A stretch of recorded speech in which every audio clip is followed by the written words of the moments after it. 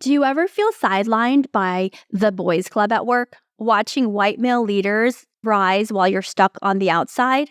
If you're a high-achieving woman in leadership, especially in a male-dominated industry, this frustration might feel all too familiar. But is this tension with white male leadership holding you back from stepping into your own power? In today's episode, we're unpacking how you can turn that frustration into influence and start showing up as the leader you're meant to be. Welcome to The Balanced Leader, hosted by Yan Dang, a leadership and life coach with over 20 years of corporate experience. Drawing from her journey as a former global finance leader and second-generation immigrant, Yan understands the unique challenges women face in male-dominated workplaces. Each episode offers insights on balancing masculine and feminine energies, mastering soft skills, and building emotional intelligence. Join us to transform frustration into empowerment and unlock your authentic leadership potential. Welcome, listeners. Today's topic will feel very familiar and on point for many of you. For some of you, it might feel a bit controversial. For others, it might be something you've never considered before. This episode is about white male leaders, specifically your frustration with white male leadership and whether or not this frustration is consciously or unconsciously holding you back. Over the years of coaching women leaders, this is a topic that's come up over and over, particularly in today's time when DEI is more in the spotlight than ever. But what I want you to do today is to look at how your particular frustration and experiences with white male leadership might be preventing you from showing up as the leader you want to be. Why are you frustrated with the white male leaders in your organization? And what can you do to turn that frustration into the kind of influence that accelerates your career? Picture this. It's Monday morning, you come into work and you notice a group of senior leaders and some of your peers all talking, chatting away, laughing, telling jokes, patting each other on the backs. You realize that they all went on a special golfing trip. They had a great time, but it seems that it was only the white males having a good time. After a big meeting, a group of senior leaders gather to discuss going to the bar for drinks, but it's only the white male leaders that are invited. During a layoff announcement, you notice that many of the people whose jobs are being eliminated are women or people of color, while most of the remaining senior leadership team consists of white males. A team leader is getting promoted after only a year in role. You find out later that he's been regularly golfing with the VP, another white male, outside of work hours. At an internal leadership meeting, you hear about a new project team being formed for a highly visible initiative, and the core team consists only of white males. You overhear your peers talking about an upcoming round of interviews for leadership positions, and you check the schedule, realizing that all the top candidates being interviewed are white males. Is this a pattern you've picked up in your organization? What stories are you telling yourself about the all-white boys club of informal networking at your company? Do you notice yourself feeling like the odd one out? Like you don't belong? And how does this experience shape how you are showing up as a leader? Right now, you're understandably frustrated. But instead of letting this frustration create resentment inside yourself, limiting how you show up and contribute, and believing you'll never be in the inner circle, it's time to turn that frustration into influence. I want to offer that oftentimes when you are noticing a pattern, particularly a pattern that you're not a part of, it can feel very limiting for you. You could have feelings of hurt, rejection, sadness, even anger. If you're noticing this pattern and your mind is also giving you thoughts that you don't belong, that you're not good enough, and you will never have what it takes to make it to the highest levels. So I want to unpack this because there's a couple of things going on here. There are patterns in society, and naming that we live in a very patriarchal, masculine society where, if you're in the Western world, there are a lot of white males in leadership. And there's a difference of knowing that these are just the statistical facts versus the stories and the internal narrative that we may be attaching to it. Of course, there are things that are unfair and are not equal in the world. And it makes sense to be frustrated when you are the one out and you're not the one that's part of the in crowd or the one that is getting the goodies for belonging so easily. But what I'm noticing is also a pattern where women are getting stuck in this thought pattern and they're getting stuck in the frustration. And they are feeling even less motivated to show up, and they feel like the world is against them and it's an uphill battle. And this is really heavy energy to be carrying around. So what I can share with you is there's a difference between noticing your feelings, validating yourself, and realizing that there truly are systemic issues in leadership today, but also knowing that they won't change if you are continually feeling frustrated and drained by these issues. There's also in our minds this all or nothing thinking that we're either in or we're out. And that is oftentimes our survival brain going on high alert. Our survival brain wants to feel safe and to belong. And so when we see a pattern where we don't belong, or a pattern of activities where mostly white males are getting those leadership roles, our brain wants to say, okay, I know what's happening here. And our brain wants to find evidence that that is true again and again. But what happens when this happens in our minds and in our bodies, our energy, if our anger and hurt and sadness is what is showing up when we come to work, then it actually becomes a self-fulfilling prophecy. We don't feel like we belong, so we shrink down, we don't speak up, we don't expect to be heard. So basically, we end up doing two things that aren't helpful. One, we either get out of the way and let the system and issues continue to recreate themselves and persist because we don't have the energy to fight them. Or we go and we fight them. We rage against the system. We make the white male leaders our enemies, and we don't influence them or build trust with them, because who wants to trust somebody who is judging them, superior to them, and there's no trust in that relationship. And this is really what I want to focus on today, the opportunity cost of staying in that frustrated, upset cycle. So there is the one of acknowledging your feelings and expressing them and being with the feelings. And then there is also using that frustration to move forward in a way that is effective for you and your career, and to actually create the sustainable change in the systems that you want to change.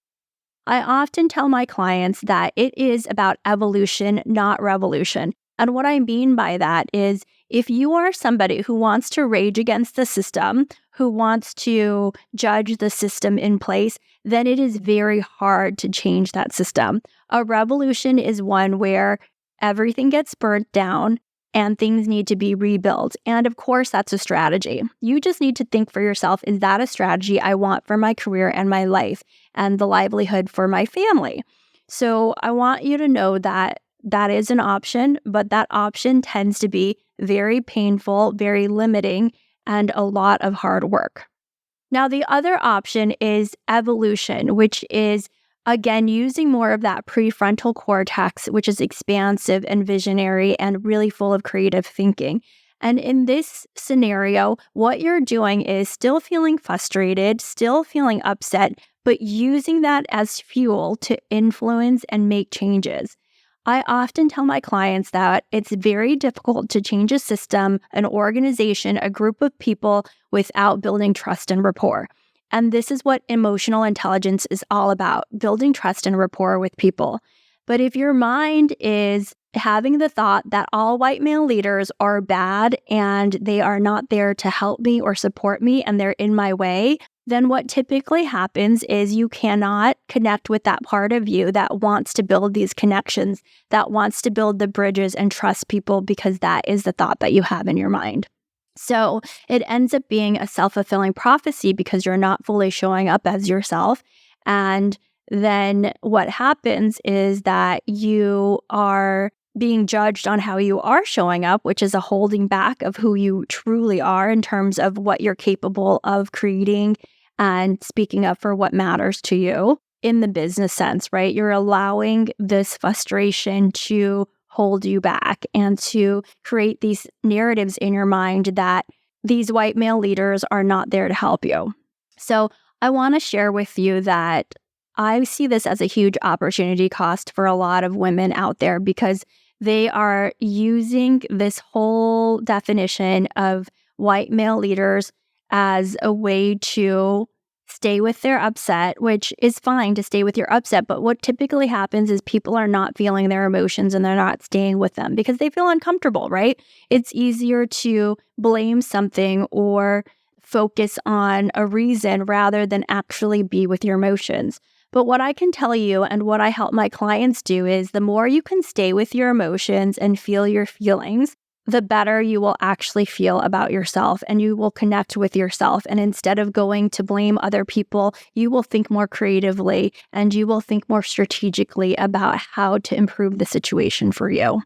I truly believe that you can make a great team without loving the people that you're working with, that you could still respect them and you could still want to move forward initiatives with them. They may not end up being your ally or sponsor, but they could be still an influential person in your sphere. But that never happens if you are not starting out with curiosity and openness and then to discern, right? Is this person somebody who is willing to sponsor me? Somebody who is willing to support me through challenging times? And that's a big missed opportunity. Somebody came to me recently and said, I don't really know about this company that has approached me. They are really excited about my background. I think they're excited about what I could potentially bring. But when I went to the website and I looked at the leadership team, it was all white males. And I just had this gut reaction like this place isn't for me. And so I coached her through this and asked her what was that feeling like and what images or what thoughts came up. And much like what I had talked about in the intro, she just had this idea that it's all white male leaders. A lot of them are older. They're all old school. They might not be excited about her culture. She was a woman of color.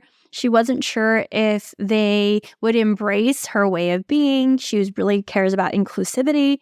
And she knew that she had really great things to contribute. She talked very strongly about their mission, and she was just really concerned about the way the leadership team looked. And the coaching that I gave her was to go into the interview with curiosity and openness and to understand what the facts were right now. The facts were somebody from their internal recruitment team had tapped her because they saw her experience and saw who she was, at least socially, on LinkedIn and wanted to connect with her.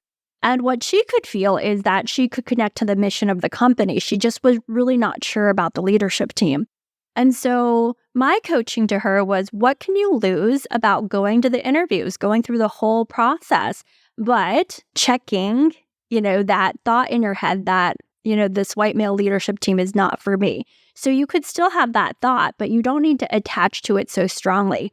Instead, you go into these interviews with curiosity and openness, and you use your powers of discernment, which is really about good judgment, right? We use our powers of discernment to decide what makes sense for us. But oftentimes, women limit themselves because they're like, oh, this looks bad. Let's not even try to go to the interview. It's going to be a fail anyway. It's not going to work out. But we are really cutting ourselves off from a lot of opportunities if our thought is, I don't want to work with all white male leaders. The reality is there's a lot of them, and there's an opportunity to not only connect with them, but to be elevated by them, to help them, and then to also change the system over time. This is really about evolution. If you want to change the way leadership looks, you're not going to do it by judging the people. You're going to do it by conforming to the system. And when I say conform, it doesn't mean you're losing yourself in the system. It means that you are finding enough common ground that you can be with people in the system and build connections and rapport and trust. So much so that you can start influencing that culture in a way where people trust you. this is really about sustainable change in the leadership landscape in the world. But we can't do that if we are on the sidelines judging, exiting ourselves from opportunities where we could be making an impact, holding ourselves back, or raging against people and judging them. So I want to share with you that I understand why it feels good, but it is limiting. And if you stick with your feelings, so I coached her to notice her feelings and her upset, but then also gave her a choice, right? You have a choice to continue to reinforce the negative stereotypes and limit yourself, or you have a choice to go on the interview, make a difference. Notice that these are people that actually their mindset is more closely aligned with you as a leader. And maybe there are a few values that differ, but that over time you can bridge that gap. We want to notice ourselves in that all or nothing thinking space because it's a blind spot for us. It limits our opportunity to grow. And it also doesn't allow us to exercise that very important muscle of strategic discernment. Another client came to me and said, I'm having such a hard time being heard in my leadership team. There's mostly white males and there's me and another woman. And what I'm noticing is that they are always interrupting each other. They're chiming in, they're speaking over each other. And I don't like the way that it is being handled. And I want to be heard, but I sit back and I'm just noticing all of this happening. And then I'm noticing the other female in the room where she is starting to act like the men and she's getting her words in and she's interrupting just like them. And what I wanted her to notice was that she was judging the group, that she was holding on to this belief that I don't belong. And not only do I not belong, the way they are doing things is wrong. And I don't want to be the type of person to interrupt other people. And she's almost taking it offensively, that this is being super disrespectful. Although, if you look at the dynamics and the culture of things, everybody's doing it. I let her know that their style of working might not be the style that she likes. However, in order to get her word in order to build that trust and rapport with the group, she may need to adapt to some of these styles. But the biggest thing that's happening is instead of listening to the content, chiming in where she feels passionate and wants to make an influence and an impact, she's spending more time sitting on the sidelines judging people and judging the white men leaders and the dynamic and the whole culture rather than getting in there, saying what's true for her and shifting the conversation. She's allowing those judgments to take away her leadership ability and what her strategic thinking is because she's not even showing up with that. Her brain is in the judging part and in the I don't belong part. When I showed this to her, she was like, you're absolutely right. I am sitting on the sidelines. I am judging. And I said, I know it feels uncomfortable to be sitting on the sidelines, but it's also uncomfortable to dive in and to stretch yourself and to adapt to a group structure that maybe in the long run you don't agree with. And that's not how you run your meetings. But for this scenario, your growth is to adapt and be part of and get work done and to use your strategic thinking and to feel empowered. I always teach about the skills that I'm teaching people is you have a lot of tools in your tool belt. The more tools you have to work with any type of person, whether they're a white male, whether they're older than you, whether they're younger than you, the more things that you have in your tool belt, the better off you are going to be as a leader. And the more things that you could take into your leadership style to influence and to make a difference, right? This is not losing yourself. This is not shifting away from the things that are valuable to you. These are just different ways of being. If you know lots of different ways, for example, to cook, right? It just makes you a better cook. You're going to be able to do a lot of other things and make lots of more complex things. And that's just like an analogy to use. But I really think about these different skills where we adapt ourselves, where we learn to speak up, where we express with assertiveness, or where we are able to be quiet and listen and be active in that listening. These are all different skills that are important. And it's good to have a tool belt where you are dynamic and you can switch things up because you're going to hit roadblocks. You're going to get stuck. And the more ways you are able to jump back into the discomfort and to empower yourself through whatever obstacle is coming up, the more you're going to trust yourself and feel confident in yourself. So I want you to notice yourself in this. Where are you showing up? Where are you blaming other people and stuck in your anger and frustration? And how might that be holding you back? Maybe there is somebody in your workplace right now that you're like, actually, I wish I could forge a better relationship with him if I didn't have all these stories about what type of white male leader he is. So let's take this to a practical level, and I want to share with you a real-time leadership challenge that somebody reached out to me and asked me for help with. So her company was actually in search of a new board member, and the board member that was leaving happened to be a female, and she was really looking forward to another female joining this board, right? This is an opportunity, and since one female left already, she wanted to make sure another one came. She brought this to her leadership team and said, hey, I think it's really important we fill this role with a female. And what her leadership team said to her was, we understand that, but we are looking for the best candidate. She did not like that answer. She felt dismissed, hurt, angry by it. And she was asking me, what should I do? This is how I feel. I think diversity is super important. So you just want to notice for yourself, what would you do? What would you do in this scenario if this happened to you? If somebody came to you and said, hey, if you wanted your leader team to pick another woman and you spoke up and you felt hurt by that, you felt frustrated and stuck.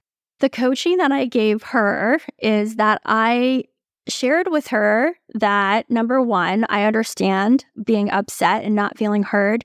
And number two, that I could sense the impact that she wanted to make was to ensure that there was going to be a strong female there. And what I said is the common ground that you have with these people, with your leadership team, is that you both want an ideal candidate. You both want a candidate that has strong skills. And of course, you want a diverse candidate. And instead of focusing on making them wrong for not saying, yes, let's get a female in here, I coached her to make it, yes, I want a female leader and I want her to be the best candidate. So really focusing on also what was important to these white male leaders, which was to get the best candidate. And I said, listen, you can focus on trying to coach and change your leadership team to think about just women. Or this is the opportunity here that you could be embracing, turning that frustration into influence. You can go out to the recruiters you know. You can go out and actually source and attract the best women with the best qualifications. It could be a win-win for you and that leadership team by finding the best people and by ensuring that there's enough women in that pool of candidates.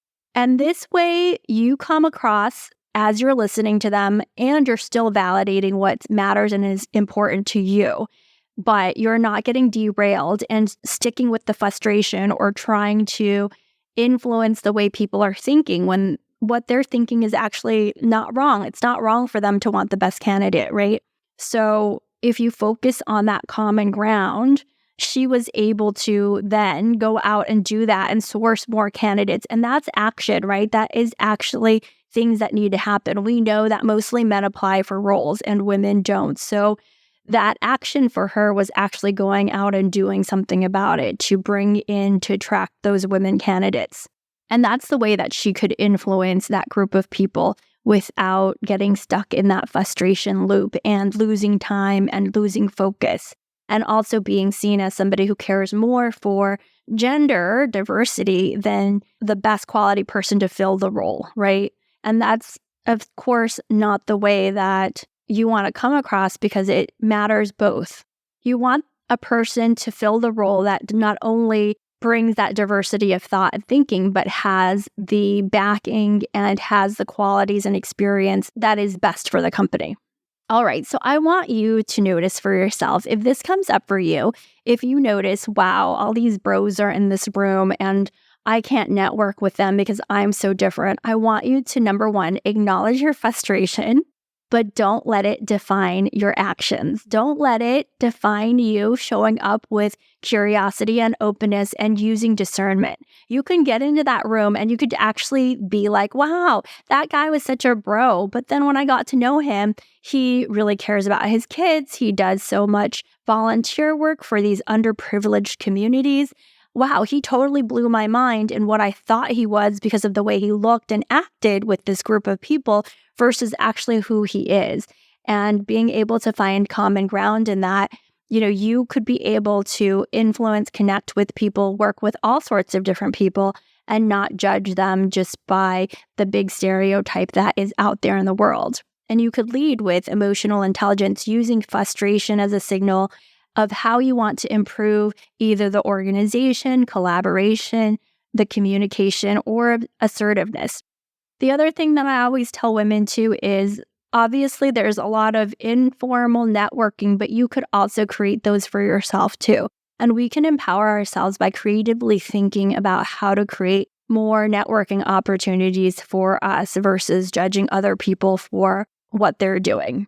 Right? You can get to a point where you're like, well, this is something that's important to me. Let me invite people into it.